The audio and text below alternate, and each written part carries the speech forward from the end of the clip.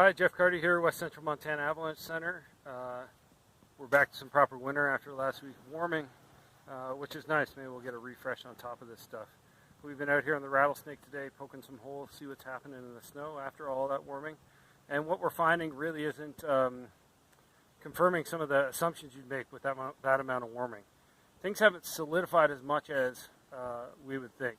In this location, 7,400 feet north aspect, we don't even have a crust in here. It's nice and dry, it's powdery. We have that nice uniform face and snowpack all the way down to our January 13th crust, which we weren't getting a reaction on it in the extended column test. We were just under or just over halfway on the PST, which means that a propagation is unlikely, but it's still propagating sooner than we'd like to see, especially with all that warmth.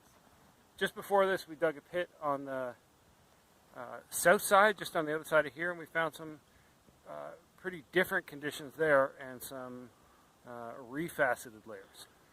So on this location, which is on a southwest slope, we're at about 7,400 feet in a Rattlesnake, you can see where there's really sugary sort of four-finger hardness facets, and these look like they're sharp and crisp. They've refaceted. So that warming we had that we really hoped would help round out a lot of these problems at the bottom of the snowpack doesn't look like it did the job in this location. And what probably happened was, with the warming, there was moisture introduced, and when that cooled, that refaceted the vapor from that moisture onto these crystals that are down in here.